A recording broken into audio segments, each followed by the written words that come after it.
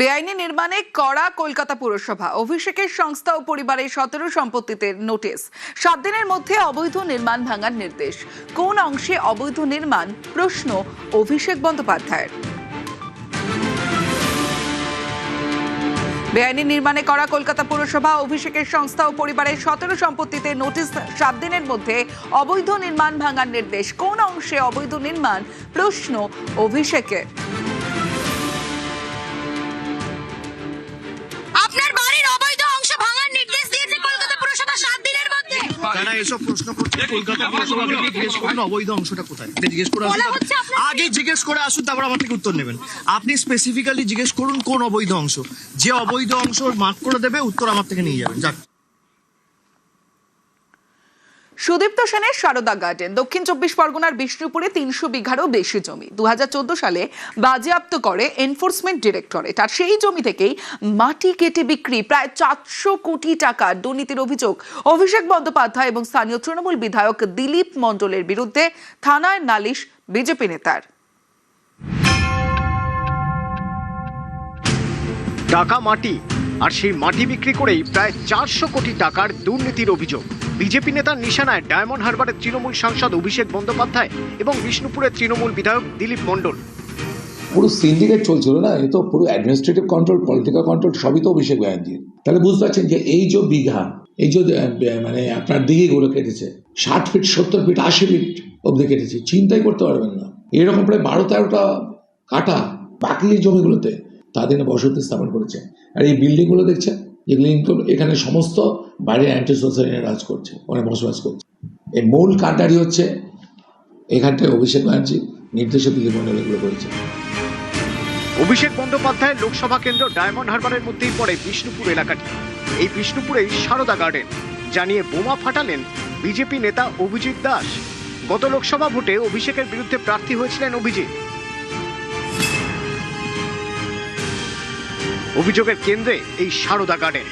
স্থানীয়দের দাবি এককালের মালিক ছিলেন বিশ্বনাথ অধিকারী। 1993 সালে সারদা গার্ডেনের অন্যতম ডিরেক্টর হন সুদীপ্ত সেন। 6 বছর পর এই সারদা গার্ডেনের মধ্যেই খুন হন সংস্থার মালিক বিশ্বনাথ অধিকারী। এরপর প্রজেক্টের নিয়ন্ত্রণ নিজের হাতে নেন সুদীপ্ত সেন। 10 বিঘার সারদা গার্ডেন বেড়ে 300 বিঘায় পরিণত হয়। এই বিষ্ণুপুর থেকে সারদা কর্তা সুদীপ্ত সেনের উত্থান। যে সারদা কেলেঙ্কারি এককালে দেশ জুড়ে আলোড়ন ফেলে দেয়, সুদীপ্ত সেনের গ্রেপ্তারির পর এই 300 বিঘা সম্পত্তি বাজেয়াপ্ত করে ইডি। কিন্তু তারপরই হঠাৎ ভুল বদল। সারদা গার্ডেনের নাম বদলে হয়ে যায় জীবিকা ব্যাংকোয়েট অ্যান্ড গার্ডেন্স। অভিযোগ, এরপরই শুরু হয় মাটি চুরি। দিনে দুপুরে সবার সামনে জমিতে নামে আর্থ মুভার, মাটি তোলে, লরিতে ভরে। মাটি বোঝাই সেই লরি বাইরে চলে যায়। স্থানীয়দের দাবি, এত মাটি তোলা হয়েছে যে এই জমিতে 12টা পুকুর তৈরি হয়ে গিয়েছে। আমি এখানে সেনবাবুর আমল থেকে, আমাদের সেনবাবু ছিল সুদীপ্ত সেন, তখন থেকেই আছে। প্রতি বছর এই কয়েকশো লরি মাটি বিক্রি হয়ে গেল। ওটা বাবু আমি জানি না, গেট দেবার হয় ওপারে গেট আছে, ও সব ওই দিকে। আপনি কাউকে জানাননি সোসাইটিকে? আমি কি জানাবো যে রাত্রিরে মাটি চুরি হচ্ছে, জানাবো? আমরা ওদিকে কোনো খবর দেখি। এইটা কাটা অনেকদিন আগে হয়েছিল, এবারে ওরা কখন কিরম কাটতো বোঝা যাচ্ছিল না, কিন্তু আমি যখন আসতাম তখন দেখতে পেতাম না। সুদীপ্ত সেনের ওনার ছিল সারদা গার্ডেন। এইরকম ভাবে দিনের রাতে মাটি কেটে নিয়ে চলে যেত না, দিনে কেটে রাতে মাটি কিনে চলে যেত। আসলে কি বলতো, এরা তো বলার কেউ ছিল না, আর জানতাম না, হয়তো আমরা জানতাম যে জমি বিক্রিটা, মানে জমি বিক্রি হয়ে সেই হিসেবে মাটি কাটছে, কিন্তু এইসব নিয়ে কোনো কথাবার্তা হয়নি। বিজেপি নেতা অভিজিৎ দাসের অভিযোগ, এই মাটি চুরির পিছনে জড়িত স্থানীয় তৃণমূল সাংসদ অভিষেক বন্দ্যোপাধ্যায় এবং স্থানীয় তৃণমূল বিধায়ক দিলীপ মণ্ডল। দুর্নীতির অঙ্ক 400 কোটি টাকার কাছাকাছি। দুজনের বিরুদ্ধে বিষ্ণুপুর থানায় অভিযোগ দায়ের করেছেন বিজেপি নেতা।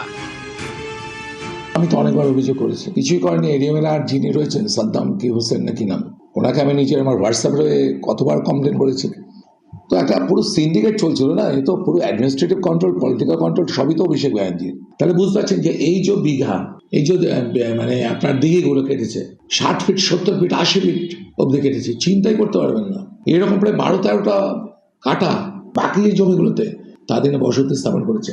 আর এই বিল্ডিংগুলো দেখছেন, যেগুলো এখানে সমস্ত বাইরে অ্যান্টি সোসাইটি রাজ করছে, মানে বসবাস করছে। এই মূল কাণ্ডারি হচ্ছে এখানটায় অভিষেক ব্যানার্জি, নির্দেশে দিলীপ মণ্ডল এগুলো করেছে। ভোটে তৃণমূলের ভরাডুবির পর থেকে খোঁজ নেই বিষ্ণুপুরের তৃণমূল বিধায়ক দিলীপ মণ্ডলের। তার ছেলে অভিককে গ্রেপ্তার করেছে পুলিশ।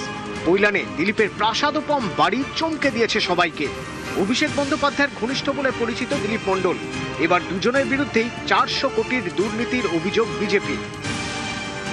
এই অভিযোগের পরেই তদন্ত শুরু করেছে বিষ্ণুপুর থানার পুলিশ। কৈলানের সারদা গার্ডেন থেকে অর্পণ মণ্ডল, নিউজ 18 বাংলা।